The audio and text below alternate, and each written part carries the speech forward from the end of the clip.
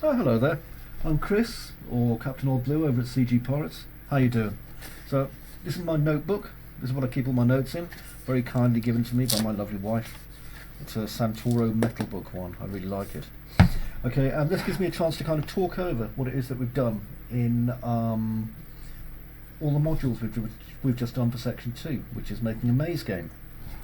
So, the end of this, you should have built yourself a maze game if you've been following along, and there's no reason why you can't. To be quite honest, following all these lessons and then doing it yourself should take you no longer than an hour and a half and 2 hours. And you can split it over 2 days if you want, maybe even 3. But what I'm most interested about here is how you do with it, okay? Now, I know it can be a little bit nerve-wracking to, you know, post on Discord or post on a Facebook page or whatever. I'm going to try and make that a little bit easier. I will be setting up a place where you can, you know, post some screenshots of how you guys are doing if you want. If you're Patreons, then you'll have a place where you can directly contact me anyway.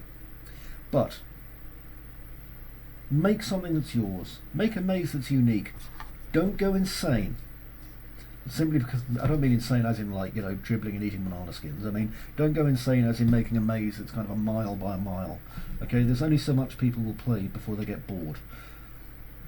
If you're making kind of a cute game that you're going to show your friends and family, keep it simple. Okay, you made this, they're going to be really impressed that you've done this anyway. That's the whole point. You're doing something that hopefully you've never been able to do before. So you've built a floor in a brand new level in a new game engine that perhaps you've never used before, and then you put walls around it. You've made a place for yourself to start. You've built lighting. On top of that, you built an end goal. You put some text up so you know which way you're going. You've increased the quality of the lighting. You've built your lighting. You've compiled. Okay, if you've done the compiling step, you've compiled a project and made an executable that other people can play, that you can send to them. And you can send them it completely free. It's yours. This is your project if you built it. Okay, so literally give yourself a pat on the back. Be proud. You are one of our shipmates. Okay, you're one of my scurvy sea dogs, and I look forward to seeing you in the 3rd section when we're going to be doing some more modules, and we're going to just up the level of complexity, just gradually keep it going, and make some more complicated stuff. We are going to stay with the maze for the time being, so I'm sorry if we're not doing stuff where you're kind of shooting people in the face from a long distance and seeing, I don't know, skeletons of them being blown apart and stuff like that. It's not all about the violent games. You can make stuff that you want based off what you're going to learn.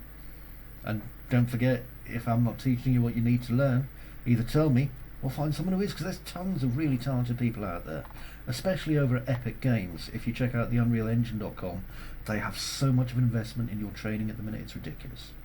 Okay, well, you take it very easy. As usual, try and relax. I know these are strange times. If you're still in March, April, May, strange days. If you're past that and still learning, I hope the future's nice. But if it isn't, we'll make it a better future together. And you take care, okay? Bye-bye for now. Oh look, I didn't move on this screen. I wonder why. Oh, I see. They kept me stationary. I wonder how long I've been static for. Too long, probably. Oh well. Bye-bye then.